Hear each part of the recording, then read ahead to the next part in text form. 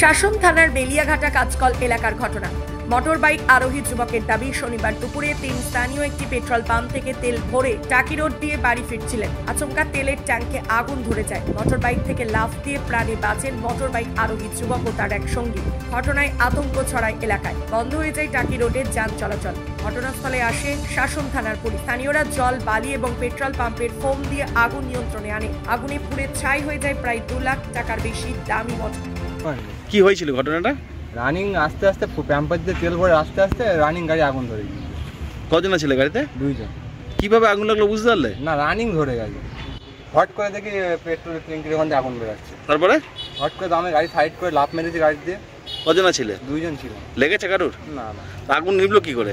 ওই পাম্পের দিয়ে জল দিল, আমরা বালি দিলাম, জলটা দিয়ে নিলাম। গাড়িটা পুরো শেষ নাকি? হ্যাঁ, গাড়ি আমি শর্ট সার্কিট হয়ে গিয়েছিল, তার জন্য আগুন ধরে গেছে। কি গাড়ি এটা? তো বাইক।